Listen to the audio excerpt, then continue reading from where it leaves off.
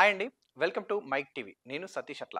So, సీఎస్ఐఆర్‌గా సంబంధించి దానికి సంబంధించినటువంటి 444 పోస్టులు ఇవ్వడం జరిగింది. దీంట్లో వచ్చేసి మనకి కంబైన్డ్ అడ్మినిస్ట్రేటివ్ సర్వీస్ పరీక్ష ద్వారా దీంట్లో ఎంపిక చేయడం జరుగుతది. పరిశోధన సంస్థలో ఆఫీసర్ కొలువు అని చెప్పి ఇచ్చారు.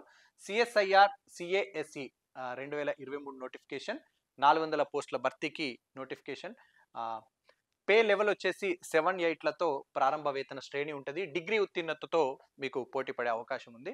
సో, సీఎస్ఐఆర్, సీఐఎస్ఈ తాజా నోటిఫికేషన్ ద్వారా మొత్తం 444 section officer, assistant section officer పోస్టుల భర్తీకి నోటిఫికేషన్ జారీ చేశారు. ఇందులో సెక్షన్ ఆఫీసర్ సంబంధించి general, finance and accounts, sports and purchase 76 పోస్టులున్నాయి. ఇంకా అసిస్టెంట్ సెక్షన్ ఆఫీసర్‌కి సంబంధించి ఇందులో వచ్చేసి general, finance and accounts, sports and పర్చేజ్‌కి సంబంధించి 368 పోస్టులున్నాయి. ఇంకా సీఎస్ఐఆర్ సైన్స్ పరిశోధనలో మేటి సంస్థ అని చెప్పొచ్చు. ఇక ఈ సంస్థ పరిపాలనా విభాగాల్లో section officers, assistant section officers ఇంకా పోస్టుల భర్తీకి నిర్వహించేటటువంటి పరీక్ష సీఏఎస్ఈ. దీనికి ఉండాల్సినటువంటి అర్హతలు ఇంతకుముందు మనం చెప్పుకున్నాం ఆల్రెడీ. బ్యాచిలర్స్ డిగ్రీ ఉత్తీర్ణత సాధించి ఉంటే సరిపోతది. వయసు వచ్చేసి 2024 నాటికి జనవరి 12 నాటికొచ్చేసి 33 ఏండ్లు. ఎస్సీ, ఎస్టీ అభ్యర్థులకైతే 5 ఏండ్లు, ఓబీసీలకైతే 3 ఏండ్లు, డి అభ్యర్థులకు 10 ఏళ్ల చొప్పున గరిష్ట వయో పరిమితిలో సడలింపు ఉంటది. వేతనానికొచ్చేసి section officer, assistant section officer పోస్టులు గ్రూప్ బి గెజిటెడ్. ఇక నాన్ గెజిటెడ్ ర్యాంకు ఉద్యోగాలు. ఈ పోస్టులకు ప్రారంభ వేతన శ్రేణి పే లెవెల్ వచ్చేసి 7, 8లలో ఉంటది. సెక్షన్ ఆఫీసర్ పోస్టులకు పే లెవెల్ వచ్చేసి 8. దీనికి సంబంధించి 47,000 నుంచి 1,50,000 వరకు ఇక్కడ సాలరీ ఉంటది. ఇక అసిస్టెంట్ సెక్షన్ ఆఫీసర్ పోస్టులకు పే లెవెల్ వచ్చేసి 7. ఇది 44,000 నుంచి 1,42,000 వరకు సాలరీ ప్రారంభ వేతనం ఉంటుంది.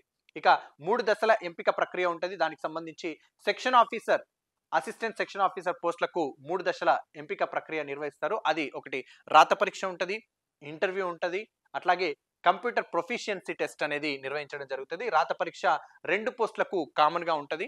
అట్లాగే ఆ తర్వాత దశలో ఉన్నటువంటి సెక్షన్ ఆఫీసర్ పోస్టులకు సంబంధించి అభ్యర్థులకు మాత్రం 100 మార్కులకు పర్సనల్ ఇంటర్వ్యూ అనేది నిర్వహించడం జరుగుతుంది. ఇక అసిస్టెంట్ సెక్షన్ ఆఫీసర్ పోస్టులకు సంబంధించి అభ్యర్థులకు పర్సనల్ ఇంటర్వ్యూ అనేది ఉండదు.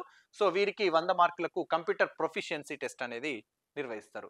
సో ఇక సిఐఎస్సి రాత పరీక్షకు సంబంధించి ఒక్కసారి చూస్తే, సిఐఎస్సి రాత పరీక్షను 3 పేపర్లుగా 500 మార్కులకు అనేది నిర్వహిస్తారు. పేపర్ 1లో జనరల్ అవేర్నెస్ కింద 100 ప్రశ్నలు, ఇంగ్లీష్ లాంగ్వేజ్ అండ్ కాంప్రహెన్షన్ 50 ప్రశ్నలు ఉంటాయి 150 మార్కులకు.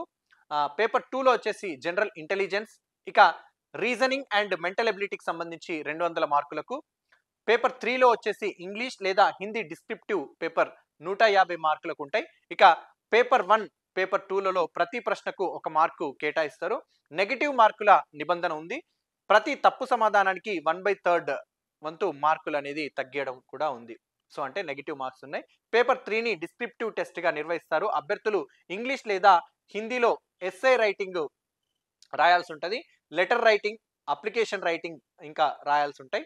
సో ఇక పేపర్ 1, 2లలో సాధించినటువంటి మార్కుల ఆధారంగా పేపర్ 3కి ఎంపిక చేయడం అనేది జరుగుతుంది. ఇక సెక్షన్ ఆఫీసర్ పోస్టులకు సంబంధించి 3 పేపర్లలో పొందిన మార్కుల ఆధారంగా పర్సనల్ ఇంటర్వ్యూకి ఎంపిక చేస్తారు. ఇక అసిస్టెంట్ సెక్షన్ ఆఫీసర్ పోస్టులకు సంబంధించి పేపర్ 1, పేపర్ 2లలో చూపిన ప్రతిభ ఆధారంగా పేపర్ 3కి, అదే విధంగా కంప్యూటర్ ప్రొఫిషియన్సీ టెస్ట్ కు ఎంపిక చేస్తారు. కంప్యూటర్ ప్రొఫిషియన్సీ టెస్ట్ ను అర్హత పరీక్షగానే ఇక్కడ పేర్కొన్నారు. 3 పేపర్లలో చూపిన ప్రతిభ ఆధారంగా తుది విజేతలను ఖరారు చేయడం అనేది జరుగుతుంది. సో ఇది ఇక జేఎస్ స్థాయికి చేరుకునే అవకాశం అంటే సిఐఎస్సిలో ప్రతిభ చూపి సెక్షన్ ఆఫీసర్ గా నియమితులైనటువంటి వారు భవిష్యత్తులో అండర్ సెక్రటరీ, డిప్యూటీ సెక్రటరీ, ఇంకా డైరెక్టర్, జాయింట్ సెక్రటరీ స్థాయికి చేరుకునే అవకాశం కూడా ఉంటుంది. అదేవిధంగా అసిస్టెంట్ సెక్షన్ ఆఫీసర్ పోస్ట్కి వచ్చేసి వారు డైరెక్టర్ స్థాయి వరకు చేరుకోవడానికి ప్రమోషన్స్ మీద అవకాశం ఉంటుంది. ఇక దరఖాస్తు చేసుకోవడానికి ఆన్లైన్లో దరఖాస్తు చేసుకోవాలి. ఆన్లైన్ దరఖాస్తు చివరి తేదీ వచ్చేసి జనవరి 12 వరకు ఉంది. పేపర్ 1, పేపర్ 2 పరీక్ష ఫిబ్రవరిలో నిర్వహిస్తారు. ఇక తెలుగు రాష్ట్రాల్లో పరీక్ష కేంద్రాలు వచ్చేసి హైదరాబాద్లో మాత్రమే ఉంది. పూర్తి వివరాలకు సంప్రదించాల్సిన వెబ్సైట్ csir.cbtexamportal.in దీంట్లో సంప్రదించవచ్చు, లేదా csir.res.in లో సంప్రదించవచ్చు. ఒక్కసారి రాత పరీక్షలో రాణించే విధంగా సిలబస్ ఎట్లా ఉంది ఏంటి అనేది ఒకసారి చూద్దాం. ఇంతకుముందు ఏమేమి సిలబస్ ఉంది ఏంటి అనేది చూసాం కదా, ఒకసారి చూద్దాం.